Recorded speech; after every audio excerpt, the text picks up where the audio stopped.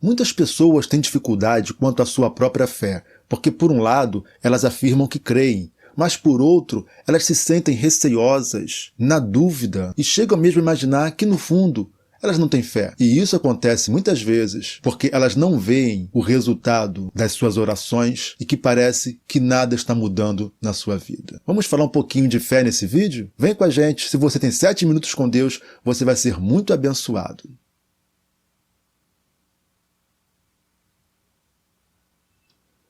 É isso mesmo, amados. Sejam muito bem-vindos aqui ao teu canal, ao nosso canal, Academia da Vida. E certamente você vai ser muito abençoado, amém? É isso aí. Não é muito simples falar sobre fé, porque a fé, ela, ao mesmo tempo, é algo simples e complexo. Ao mesmo tempo. Na verdade, porque às vezes coisas simples são tão simples que nós não percebemos e aí se tornam complexas. Sabe quando você fala, não, só isso não pode ser. E às vezes queremos complicar aquilo que é extremamente simples. E no nosso dia a dia, nós que queremos viver pela fé, aliás a Bíblia fala que é por fé que nós andamos, é por fé que nós vivemos, é por fé que nós nos movemos, não é mesmo? E não por aquilo que está diante dos nossos olhos. Mas às vezes a gente se para pensando, meu Deus, eu acho que eu não tenho fé. Eu acho que eu não creio o suficiente, porque não está acontecendo, não aconteceu, o que eu esperava não aconteceu, o milagre não veio, a bênção não veio, a solução não veio. Às vezes a minha vontade é desistir, é parar. E então bate uma crise, a crise de fé. Mas, ao mesmo tempo, você é uma pessoa que crê muito em Deus, você sequer admite a possibilidade de não crer em Deus. Pois é, que confusão, né? Que crise. Mas vamos tentar falar um pouquinho sobre isso, apesar do nosso pouco tempo, são 7 minutos apenas. Mas eu quero trazer um texto para vocês, lá de Marcos, Evangelho segundo Marcos, capítulo 9. Quero ler 2 versículos aqui, que são importantes e talvez você se identifique nesse personagem, nessa figura que aparece diante de Jesus. Vamos ler aqui. E muitas vezes o tem lançado no fogo e na água, para o matar. Mas, se o Senhor pode fazer alguma coisa, tenha compaixão de nós e ajude-nos. Ao que Jesus respondeu, se o Senhor pode, tudo é possível ao que crê.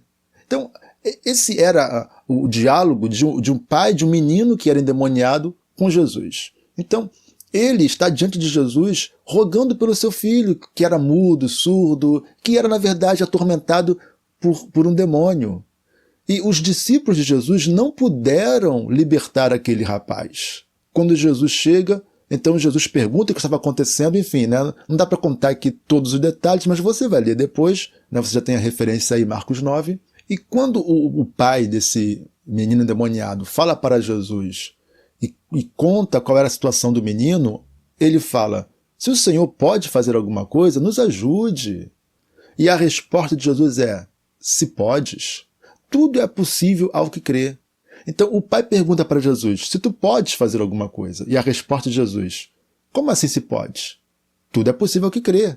E a essência, a minha essência, a essência de Jesus é a fé. Então Jesus pode todas as coisas porque a sua essência é a fé.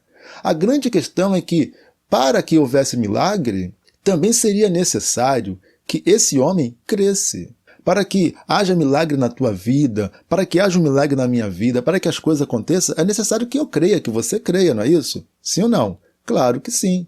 Mas o interessante aqui é o versículo 24. E imediatamente o pai do menino exclamou, eu creio, ajuda-me na minha falta de fé.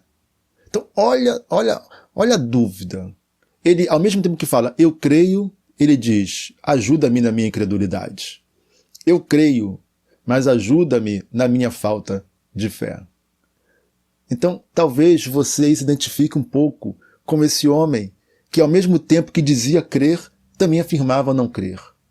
Esse homem confuso, em uma frase paradoxal em que ele diz, eu creio, mas eu não creio. E aí, qual foi o desfecho? Ora, Jesus curou, Jesus libertou o filho dele. Jesus operou o milagre. Mas então, ele cria ou ele não cria? Bom, há 2 coisas aqui nesse texto, que uma é, Jesus vê que a multidão se aglomerava. Então, havia uma responsabilidade de Jesus ali, porque se nada acontece, como ficaria? O que aconteceria? E Jesus não pôde, Jesus não fez. E Jesus, na verdade, ele não é aquilo que falaram dele. E Jesus está fraco agora. E Jesus não tem mais poder, nunca teve poder, ele é um impostor. Havia essa responsabilidade sobre Jesus. Mas, por outro lado, né, nós podemos enxergar o seguinte. Aquele pai, ele fala para Jesus, eu creio, ajuda-me na minha falta de fé. Então, se nós fôssemos analisar se ele crê ou não, vamos para pensar. Ele está pedindo a Jesus que ajude a ele na sua incredulidade. Se ele está pedindo a Jesus para o ajudar na sua incredulidade, ele está crendo que Jesus poderia ajudá-lo na sua incredulidade.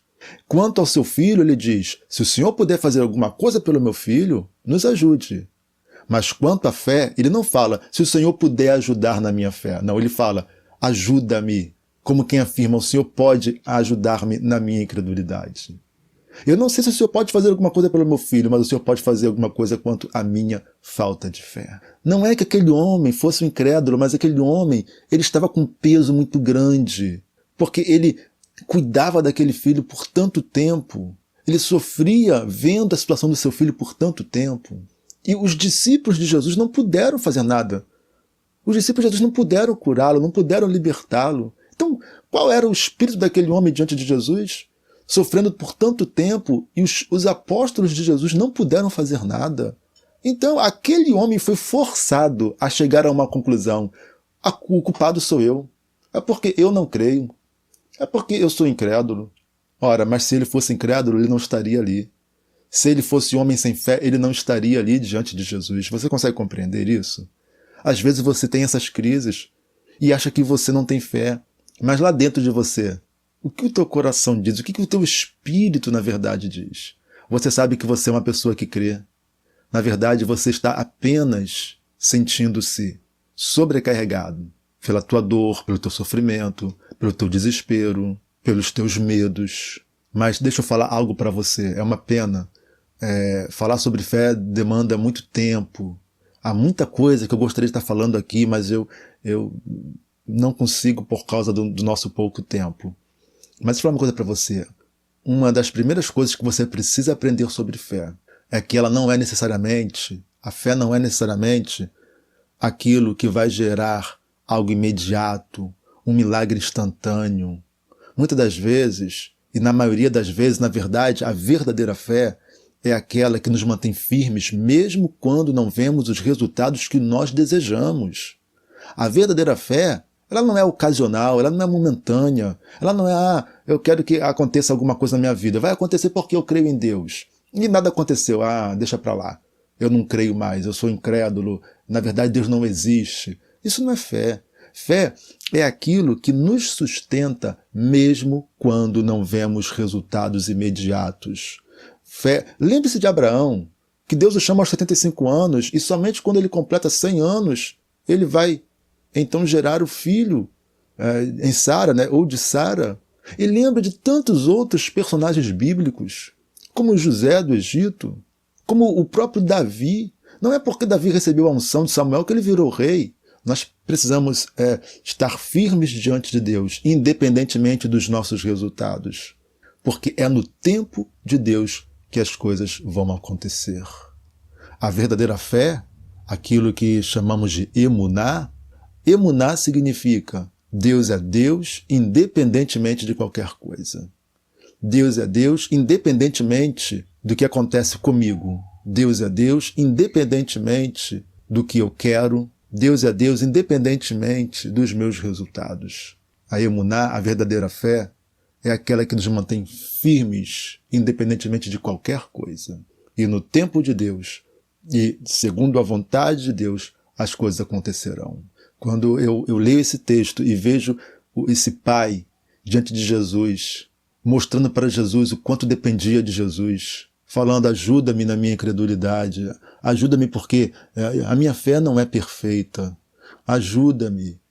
Ele está colocando todo o seu peso para fora, ele está depositando a sua confiança em Jesus, ele está tornando-se dependente de Jesus. Sobretudo, crer é tornar-se dependente daquele que gera milagres. Crer é tornar-se dependente do Senhor. Que você se torne um dependente do Senhor, independentemente dos teus resultados, independentemente do tempo do agir de Deus, independentemente da hora em que Deus vai agir. Torna-se um dependente dele. Sobretudo, a nossa fé nos mantém calmos, nos mantém leves, mesmo diante dos maiores problemas da vida. Porque cremos, nos mantemos calmos, seguros e confiantes. É muito fácil você manter-se alegre, contente, tranquilo, quando o que você quer aconteceu. É muito fácil. Mas a verdadeira fé nos mantém tranquilos, firmes, confiantes, seguros, mesmo debaixo de lágrimas, mesmo chorando, mas nos mantemos confiantes, seguros, porque sabemos que Deus tem cuidado de nós. Amém? Deus te abençoe. Siga em frente em nome de Jesus. Não tenha dúvidas, você é uma pessoa de fé. E é por isso que você está assistindo esse vídeo nesse momento, tá? Deus vai te abençoar no tempo dele, em nome de Jesus, tá bom? Eu gostaria muito de pedir a você que você deixasse o gostei para esse vídeo. Se você não clicou ainda em gostei, clica em gostei para ajudar o nosso canal a crescer e alcançar milhares de pessoas, tá? Nos ajude aí. Se você ainda não é inscrito no nosso canal, clique em inscrever-se. Pronto, olha, você não vai se arrepender. Muito pelo contrário, você vai ser muito abençoado, muito abençoada pelos vídeos que produzimos aqui diariamente, tá? Fique com Deus.